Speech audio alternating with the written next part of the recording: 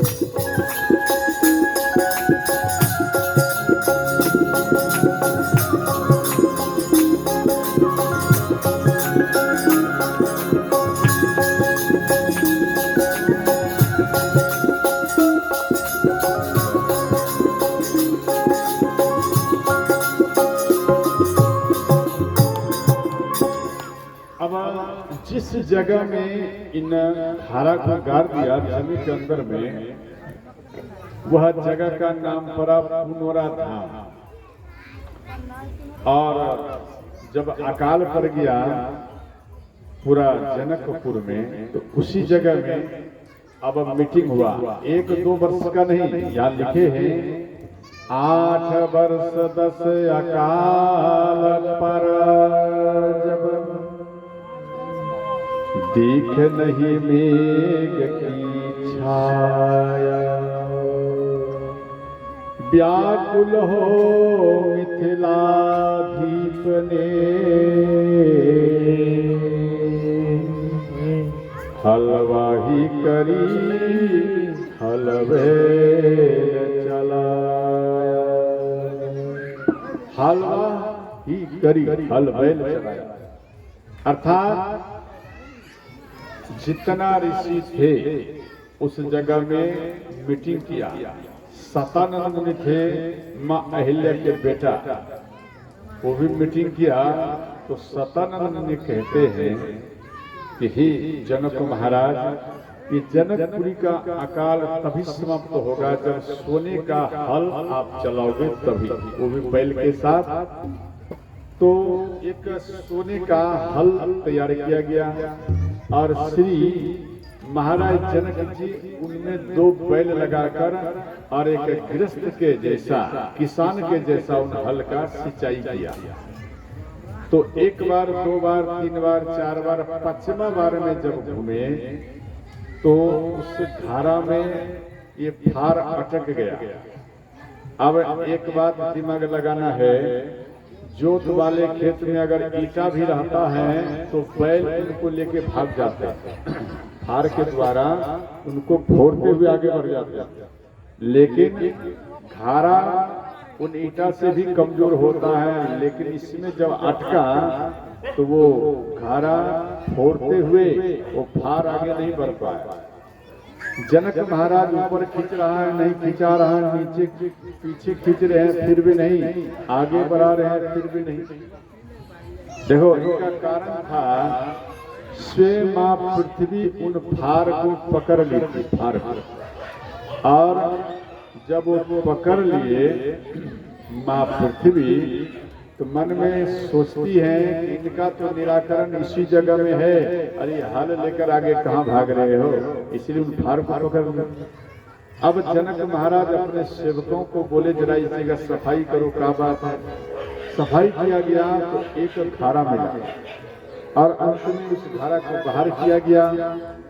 तो 12 जैसा घारा था, उसी घारा में एक सोने का रथ था और उसी सोने के रथ में आसन लगा हुआ है और एक कन्या और कई दासिन, उनका सेवा करने वाली दासिन भी उस जगह में उनके संग में प्रकट हुए। और रुदन, वो सीता मैया, वो कन्या, वो रुदन की, उनका रोदन से पूरा ब्रह्मांड गूंज गया और देव ऋषि नारद को नहीं रह गया और देव ऋषि नारद भी सजनों वो पुनरुद्धाम में वो भी प्रागट्य हो गए और सब कोई मिलकर माँ सीता का स्तुति किया।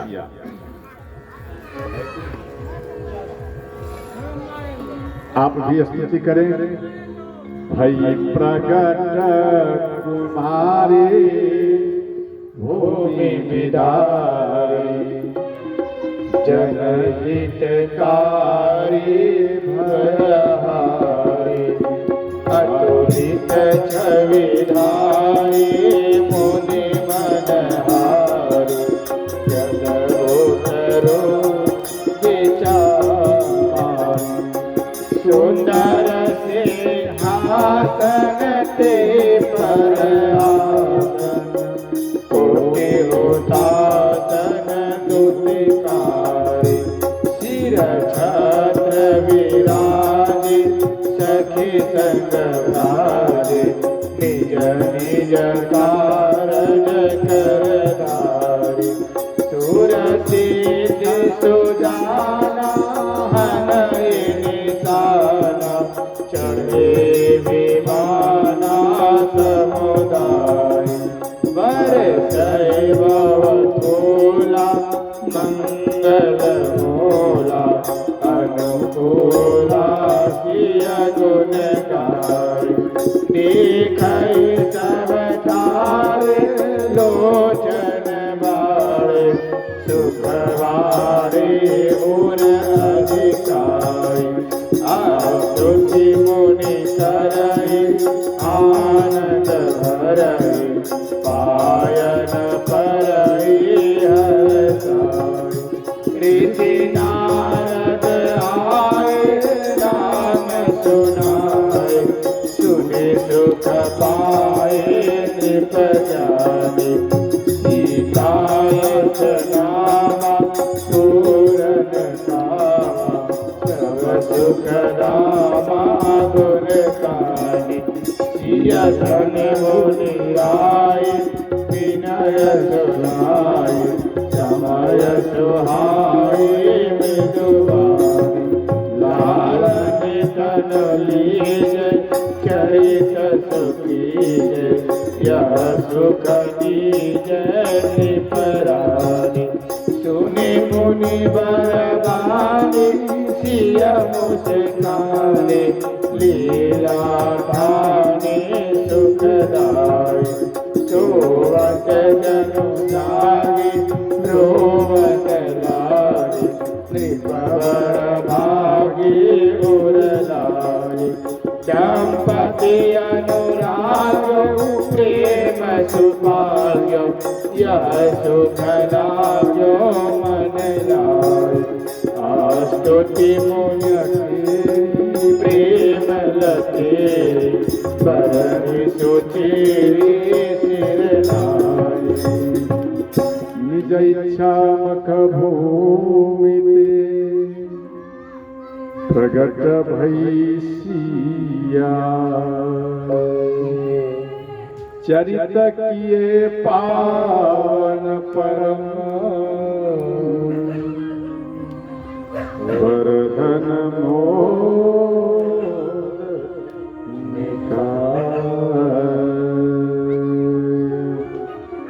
बोले सीता महारानी की जय हो। यहाँ पर लिखे हैं वैशाख शुक्ल पक्ष नवमी तिथि वो भी 12 बजे दिन में भगवान राम चैत्र महीना में अवतार लिए थे और माँ सीता वैशाख महीना में अवतार ली। 1 महीना बाद भगवान राम की आयु और माँ सीता की आयु इन दोनों में डिफरेंस 9 वर्ष का है। भगवान राम 9 वर्ष पहले अवतार लिए और माँ सीता 9 वर्ष बाद में अवतार लिए। समझ गए? और इसके बाद यहाँ दिया गया बेटा कब विवाह करो तो लड़की 9 वर्ष छोटी ज्यादा से ज्यादा हो, उससे ज्यादा नहीं। लड़का अपने बेटी के लिए करो तो बेटी से 9 वर्ष ज्यादा से ज्यादा आयु लड़का का होनी चाहिए। ऐसा नहीं बेटी है 15 साल की 20 साल की और लड़का हो जाए 40 साल का 35 साल का, ऐसा भी जोग मत लगाना करो मेरी भैया। मात्र 9 वर्ष का दिया गया है डिफरेंस, दोनों पति पत्नी में होनी चाहिए। और यहाँ दिया गया श्री माँ सीता जब प्रगट हुई तो जनकपुर में प्रसन्नता की लहर आई और माँ सुने ना इनका सीना पिघल गया और उन कन्या को अपना सीने में चिपका और श्री देवऋषि नारद इनका नामकरण किया। और देवऋषि नारद कहते हैं कि जनक महाराज आप जो हल चलाए, हल में एक शीत होता है शीत, तो इसलिए शीत के बीच में यह प्रागट्य कन्या हुई है, इसलिए इनका नाम होगा सीता। बोलो सीता महारानी की जय हो। और उनको बेटी रूप में जनक महाराज स्वीकार किया। भयंकर बारिश हुई, अकाल समाप्त हो गए। तो उस जगह का नाम पड़ा पुनौरा धाम। जिस जगह में माँ सीता प्रगट हुई उस जगह का नाम हुआ पुनौरा धाम। ध्यान देना। और देखो इसके बाद यहाँ दिया गया ये काश्मीरी रामायण और अध्यात्म रामायण में इस बात का जिक्र आया। केकय सुता सुमित्रा दो सुंदर सुत जनमत भेओ। इसी जगह में दिया महाराज दशरथ जी प्रसन्न होकर, जब इनको मालूम पड़ा, प्रसन्न होकर ये दान लुटाते रहे। और इसके बाद नोइन का अपार भीड़ है। नोइन समझती नहीं? ठोकरीन जो दाढ़ी बाल काटते हैं उनकी पत्नी का क्या नाम? ठाकुर और ठोकरें नहीं कहती। तो ध्यान समझना, जो नोइन माता थी राम लल्ला के नाभि को काटने के लिए अपार भीड़ है और आपस में लड़ाई कर रही है कि हम काटूं तो हम काटूं। अब उसी में एक वृद्ध नोइन माता आई। वो कहती है माँ कौशल्या को कि हे माता, हमारा उम्र इतना हो चुका और अब हम मर जाओगे और हमारी इच्छा है इन लल्ला का अपना हाथ से कम मरते मरते इनका नाभि छेदन स्वयं अपना हाथ से करो, यही हमारी इच्छा है। और हमारी इच्छा को, हमारी मांग को पूरा किया जाए। तो माँ कौशल्या बोली सभी नोइन माता को, बहन आप मत घबरा, आप जो लड़ रही है आपस में आप मत लड़ो।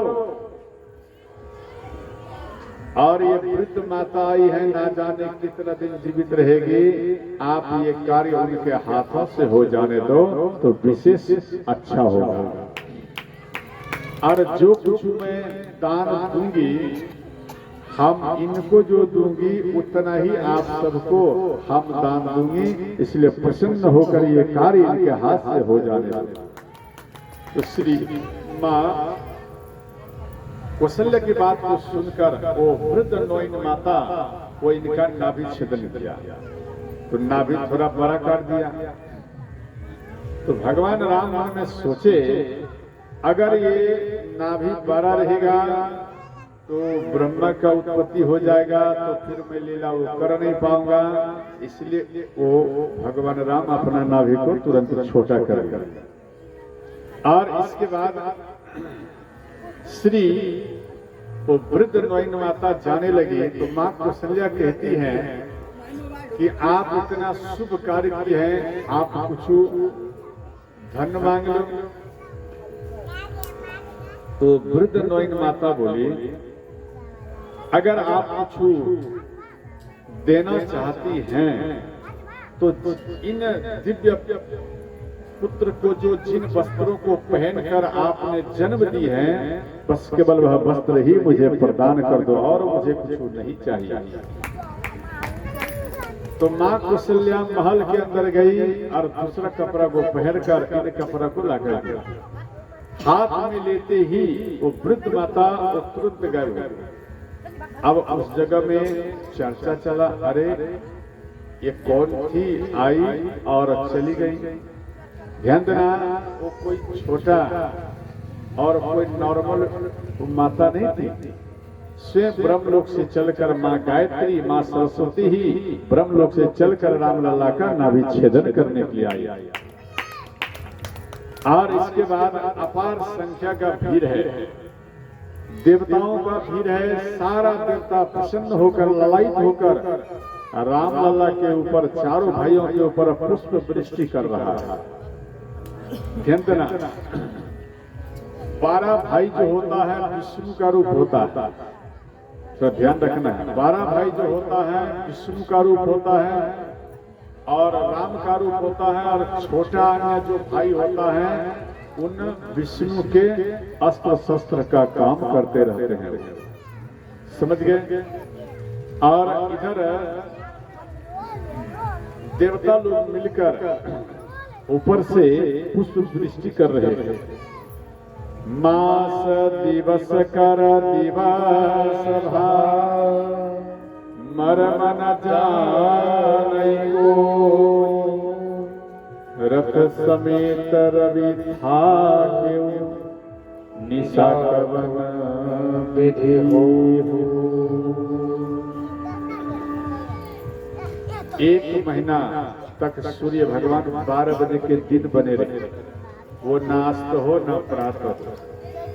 और ये मर्म कोई नहीं जान पाए, क्योंकि रामलला के प्रागट्य में इतना प्रसन्न रहे कि और सब काज ही सब कोई भूल गए सजन।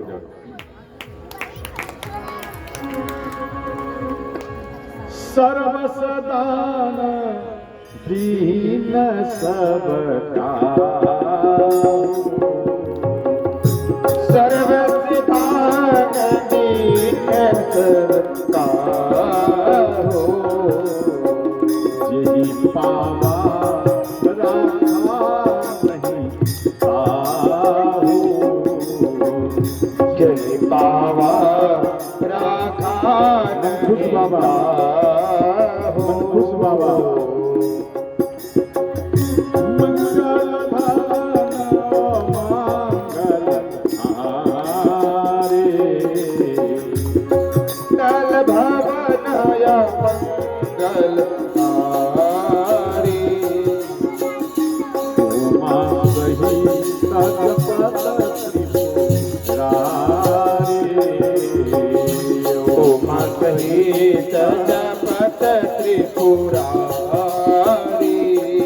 हर हर महादेव। श्री राधे।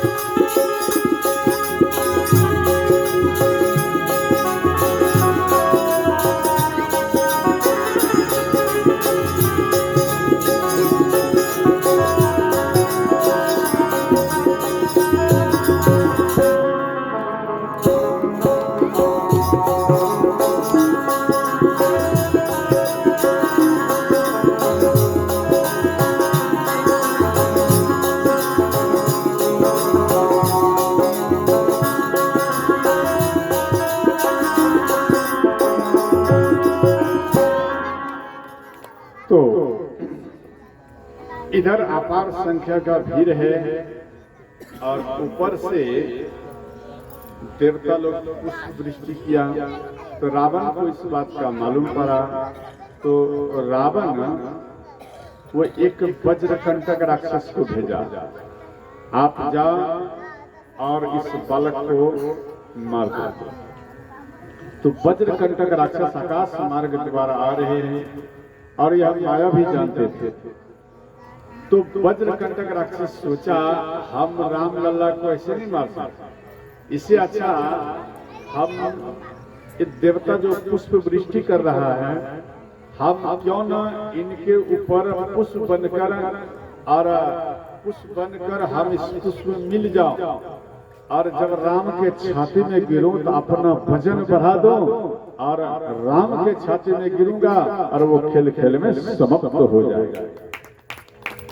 ये वज्रकंटक अपना बुद्धि लगाया और वज्रकंटक पुष्प बनकर पुष्प में मिल गए। अब चारों भाई नीचे में हैं, तो लक्ष्मण जी की इस बात का मालूम पड़ गया।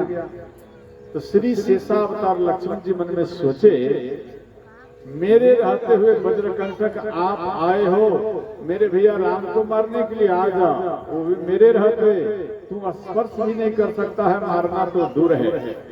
श्री वज्रकंटक जैसे ही निकट आए, वजन बढ़ाए और गति बढ़ गया गिरने का।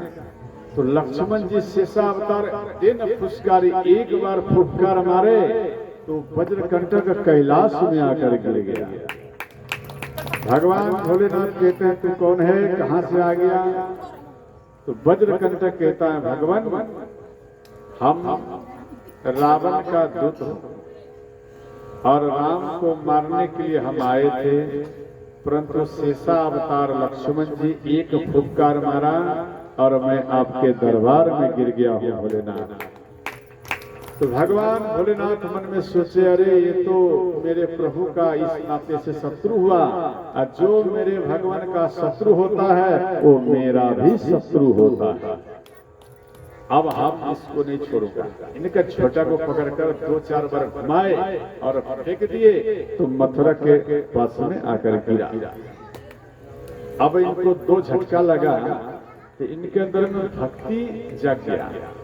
देखो, अब वज्रकंटक सोचा कि मैं राम के शरीर में स्पर्श कैसे करूंगा। मन को निर्मल करके भगवान राम को याद किए, प्रभु मैं आपके शरण में हूं और मैं आपके शरीर में स्पर्श होने के लिए चाहता था। भगवान राम मन से बात किए, वज्रकंटक आप उसी यमुना में रहो, मथुरा में रहो, और जब द्वापर का अंत होगा तो आपकी इच्छा को पूर्ण किया जाएगा। आप कदम का वृक्ष बनना और मैं स्वयं द्वापर में कृष्ण और रूप धारण कर मैं अवतार लूंगा। स्वयं राधा रानी, हमारी माया राधा रानी, और स्वयं मैं कृष्ण और राधा के रूप में तेरे डाल में झूला झूलन खेलूंगा। ये जो वज्रकंटक है, इसमें कदम का वृक्ष बने द्वापर कृष्ण अवतार।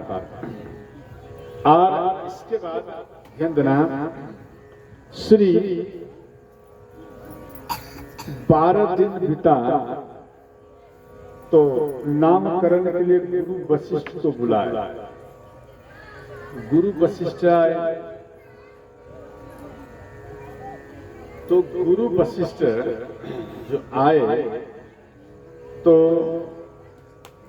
प्रसन्न होकर नामकरण करना प्रारंभ किया। तो सबसे पहले 12 बेटा को लाए। श्री गुरु महाराज कहते हैं, देखो र और म इन बेटा में मिलता है, इसलिए र और म का अर्थ है राष्ट्र राष्ट्र वाचकम मत्स्य मंगलवाचकम।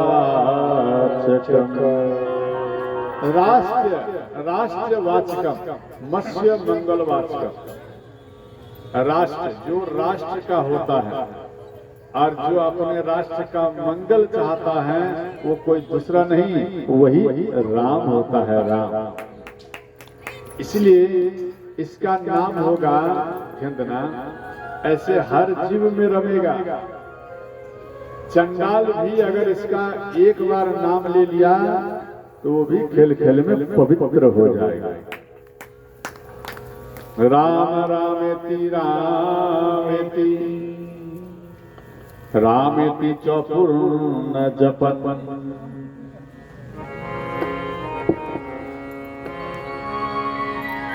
सौ चंडालोपी पुतात्मा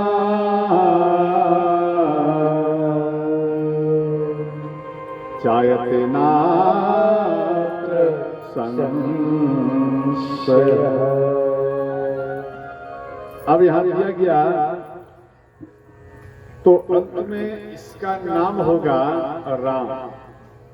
बोले श्री रामचंद्र भगवान की जय हो। इसी जगह में चंद्रमा पर मांगे थे, मुझे भी सेवा चाहिए और मुझे भी आप अपना नाम में जुड़िए। भगवान को जुड़ लिया, इच्छा को पूर्ण किया। और इसके बाद श्री माँ केकई आई। तो माँ केकई कि जो गोद में बालक हैं, श्री गुरु महाराज कहते हैं कि देखो आपका जो ये बालक है, जिसके घर में कितना भी कमाने से भरण पोषण नहीं होता है, वो इस बालक का 21 बार सुमरन कर लेना तो उनका घर में भरण पोषण अवश्य होगा। इसलिए इसका नाम होगा भरत होगा। भरत, बोलो भरत कुमार की जय हो। विश्व भरण पोषण कर जोई, विश्व भरण पोषण कर जोई, आकर नाम भरत होई। आकर नाम भरत होई। जाके सुमिरन तेरी पुनासा, जाके सुमिरन तेरी पुनासा, राम शत्रुघ्न तेज प्रकाशा, नाम शत्रुघ्न वेद प्रकाशा।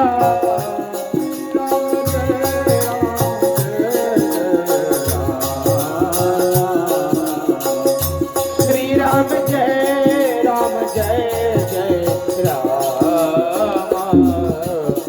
श्री राम जय राम जय श्री राम जय राम जय जय राम। हर हर महादेव।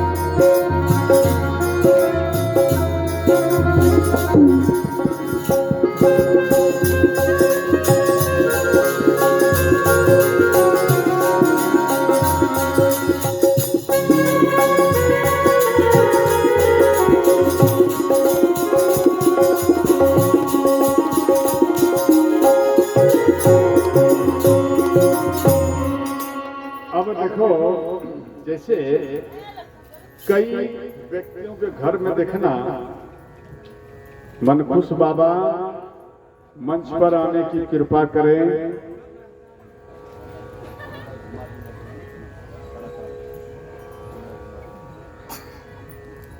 तो ध्यान देना, यहां लिखे हैं श्री, जैसे आप कई व्यक्ति को देखना जमीन को बेचकर अपना लक्ष्य को पूरा करने के लिए वो किसी बाजार में जाकर दुकान करता है। दुकान लिया और उस दुकान में मटेरियल को भर देता है, और दुकान उसका अगर ठीक नहीं चला, उनका लक्ष्य पूरा नहीं हुआ, तो अंत में वो सारा सामान भी बिक जाता है और इधर उधर हो जाता है और दुकान भी बंद हो जाता है, फिर खाली हाथ मलते हुए घर में बैठे रहते हैं। जिन व्यक्तियों के अंदर में ऐसा होता है, या पंजाब गया, यहाँ 10 रुपया 5 रुपया सैकड़ा में रुपया उठाया कर्ज में, और दिल्ली पंजाब सोचा कमाऊंगा, कर्ज तोड़ूंगा, घर बनाऊंगा, तो वो उल्टा कर्ज लेकर ही घर वापस आ जाते हैं। तो जिनका लक्ष्य पूरा नहीं होता है, जो इस बच्चे का नाम सुमरन करेगा 21 बार, उनका ना चाहने पर भी लक्ष्य पूर्ण होगा। इसलिए इनका नाम होगा लक्ष्मण कुमार। बोलो लक्ष्मण कुमार की जय हो। और इसके बाद दिया गया सबसे छोटा था हिंदना, जिसे यहाँ पर कहते हैं कि राजा, जैसे मानो बाप बेटा में शत्रु बन जाता था, बनता कि नहीं बनता? बाप बेटा में दुश्मन बन जाते, माँ बेटी में मनो शत्रु बन जाता, और एक घर दूसरे घर वाले से शत्रु बन जाता, एक गांव दूसरे गांव वालों में शत्रुता बढ़ जाते। अर्थात मानो दुश्मन ही दुश्मन व्यक्ति का जिनका बढ़ रहा है, दोस्ती नहीं बढ़ रहा है। ध्यान देना, लक्ष्मण जी किसका अवतार है? अभी तो हम चर्चा किया ना, जोर से बोलो बेटा। ये शत्रुघ्न किसका अवतार है? बोलिए बाबा, अभी तुरंत चर्चा किया, भूल गए? मंत्र मत मारो, बोलिए। जजमान साहब किसका अवतार? कभी कभी मैं पूछता भी हूँ, इसलिए ध्यान से सुना करो। समझ गए? हाँ, राइट राइट। कौन बोल रहे थे? ठीक तो बोल रहे थे, बोलो। किसका अवतार है? अभी ठीक बोला, सुदर्शन चक्र का अवतार है। अभी जजमान साहब बोल रहे थे और आधा बोला और आधा पी गए। सोचा पता नहीं अगर परीक्षा में फेल कर गया तो बाबा छोड़ेंगे नहीं। देखो, सुदर्शन चक्र जो है वो किसका नाश करता है? शत्रु का ही नहीं, शत्रु का नाश करता है, और शत्रु का नाश करता है, इसलिए वह सुदर्शन चक्र का अवतार हुआ शत्रुघ्न, न शत्रु का नाश करना। समझ गए? तो इसलिए इस बालक का ध्यान देना, जैसे शत्रु बढ़ रहा है, ये बालक का जो 21 बार प्रातः काल में याद करेंगे तो उनका शत्रुता मिट जाएगा और प्रेम बढ़ जाएगा। इसलिए इस बालक का नाम होगा शत्रुघ्न। बोलो शत्रुघ्न कुमार है की जय हो। और इसके बाद चारों भाइयों का नामकरण हुआ। श्री मां कौशल्या यहाँ दिया गया, श्री मां कौशल्या राम लल्ला को श्रृंगार किया। जैसे मां को देखना, मन में सोचती है अपना बेटा को सुला दूं और हम घर का सब काज करो। करते कि नहीं? बोलो। बच्चे सो जाएंगे, हम फ्री होकर काम करो। अगर बच्चे जागृत में रहेगी तो मन हल्ला करेंगे, लड़ाई करेंगे, मन रोएंगे। इसलिए इससे अच्छा सुला दो, आराम से माँ फ्री होकर के वो हर काज को करते रहते। तो श्री माँ कौशल्या राम लल्ला को पालना में सुला रही है, लेकिन राम लल्ला सो नहीं रहे हैं। अब नहीं सो रहे हैं तो उनके लिए कुछ करना तो पड़ेगा ना। कई माताएं को देखना फिल्म गीत गाती हैं, अभी के समय में फिल्म गीत गाती हैं, और पहले के समय में फिल्म नहीं लोरियां गीत गाती थी। क्या भैया? तो अभी तो नहीं गाती, अभी तो मालूम भी नहीं है लोरियां गीत क्या होता है, और वो लगा दिया मोबाइल, ऑटोमेटिक हो गया। देखो, हम बच्चों से पूछे कि बेटा अगर हम वृद्ध हो जाऊंगा, हमारा शरीर काम नहीं करेगा, तो क्या तू रामायण पाठ हमको सुनाएगा? रामायण कर पढ़ के सुनाएगा? तो बच्चा कहता है, पिताजी क्यों घबरा रहे हैं? अरे उतना मेहनत भी नहीं करना पड़ेगा, हम ऐसा एक लोड कर लूंगा कि बाजा ही बजा दूंगा, अब दिन भर सुनते रहे। अब बताओ, बच्चे भी कंप्यूटर बन गए और रामायण पाठ करके नहीं सुनाएंगे। आपको एक कान के पास बाजा ही रख दूंगा, वो आपको सुनाते रहेंगे, आप सुनते रहना जी भर के, हमारा भी जरूरत नहीं होगा। अतः ऐसे बेटा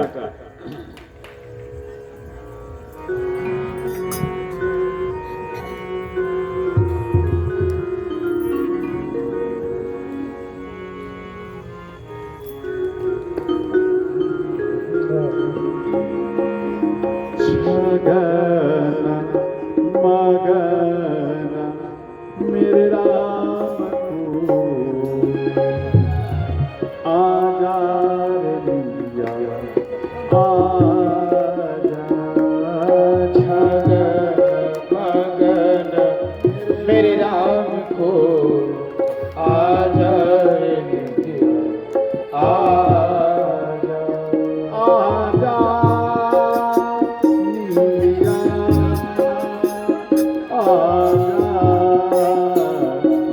लिया, आजा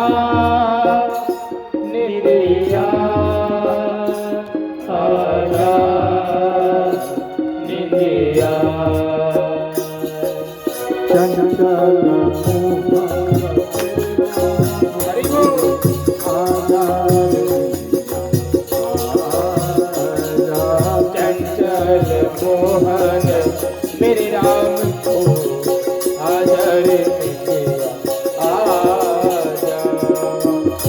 हरि बोल।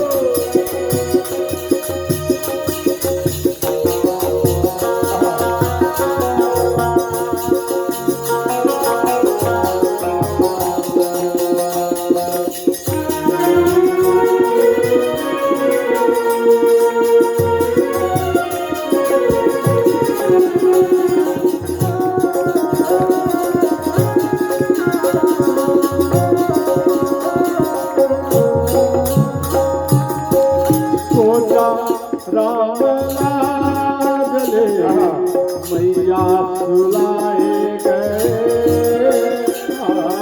सोजा राम लाडले मैया सुलाए गए। कैसे सुलाओ लाल को धीरे लोरी का, कैसे सुलाओ लाल को धीरे से लोरी गाए। मगन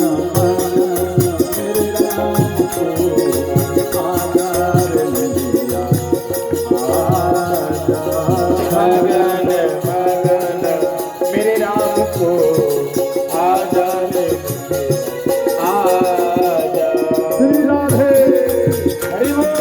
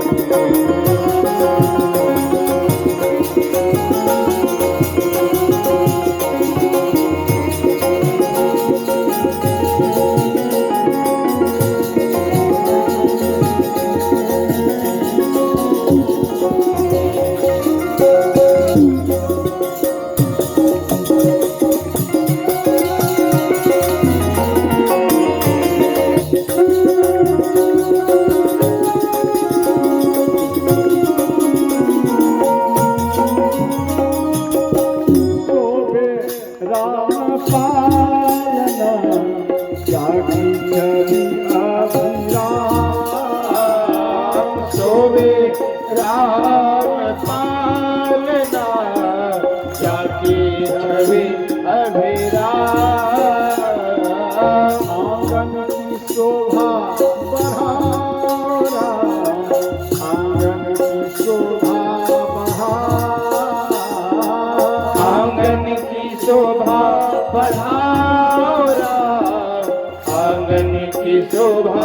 बढ़ाओ।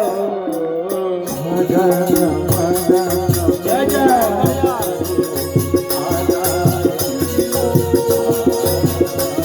मगन मगन मेरा को आजा रे आजा।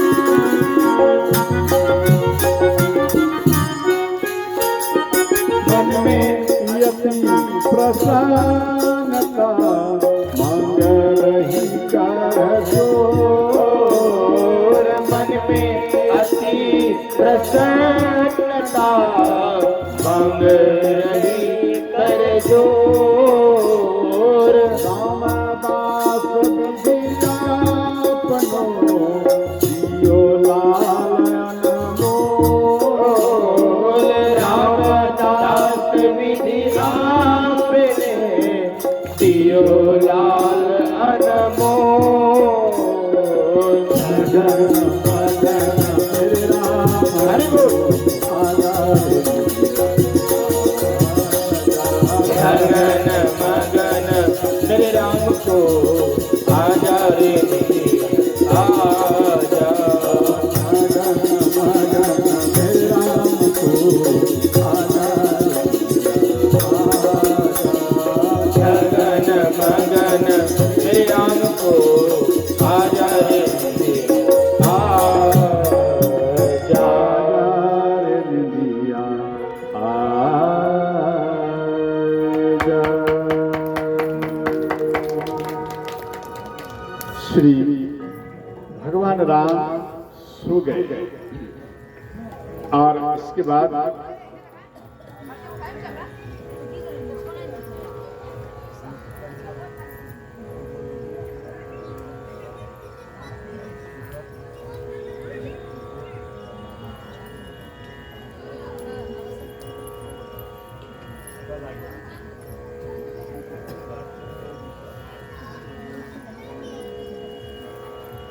तो ध्यान देना यहाँ पर दिया गया श्री माँ कौशल्या रामलला को सुलाई। रामलला सो गए और इसके बाद माँ कौशल्या रंगनाथ भगवान में पूजन करने के लिए आई। तो साफ सफाई करके पकवान घर में पकवान बनाए और नैवेद्य लगाने के लिए कुछ बर्तन लेने के लिए वो रंगनाथ भगवान के मंदिर में आए और इसके बाद पकवान घर में आई पुआ इत्यादि लेने के लिए। तो यहाँ देखती हैं कि एक पुआ रामलला खाए जा रहे हैं। एक तो रामलला को सुला के आई है और देखती हैं यहाँ रामलला खाए जा रहे हैं। तो माँ कौशल्या मन में सोची, अरे हम तो लल्ला को सुला के आई और ये यहाँ। तो माँ कौशल्या रंगनाथ भगवान के मंदिर में पालना के पास में गई। पालना में राम लल्ला को छू करके देखी और जैसे ही देखी यहाँ तो लल्ला है, फिर मन में सोची ये लल्ला फिर दूसरा कौन। फिर भागते हुए वो पकवान घर में आई और यहाँ भी देखती हैं लल्ला है। अब यहाँ वहाँ कोई बालक देखा, श्री तुलसीबाई हम लिखे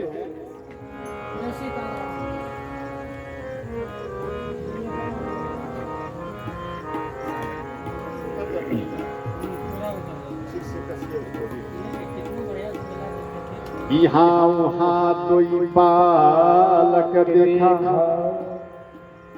मति भ्रम मोर की विशेखा। अब इनका दिमाग काम नहीं किया, भाई यहाँ भी राम वहाँ भी राम। तो उसी टाइम में भगवान राम मुस्कुरा दिए। तो मुस्कुराए तो मुख खुला अब जब मुख खुला तो माँ कौशल्या राम लल्ला के मुख में देखती हैं, पूरा ब्रह्मांड इसके मुख में है। इतना ही नहीं, अपना आप को भी उनके मुख में ही उन्होंने दर्शन कर लिया। माँ कौशल्या मन में सोची, इसके अंदर में पूरा ब्रह्मांड का दर्शन हो रहा है, इसमें हमारा भी हो रहा है। तो माँ की खोपड़ी थोड़ा घबरा गया। तो भगवान ब्रह्म राम वो चतुर्भुज का दर्शन दिए, चतुर्भुज का, समझ गए।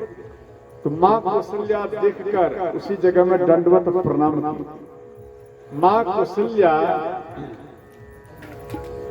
जब दंडवत प्रणाम की तो भगवान कहते हैं, माँ आप वरदान मांगी थी, बेटा मुझे बेटा के रूप में चाहिए, इसलिए मैं बेटा के रूप में आ गया हूं। तो माँ कौशल्या कहती है, नाथ आप आ गया अच्छा है, परंतु आपसे विशेष ये निवेदन है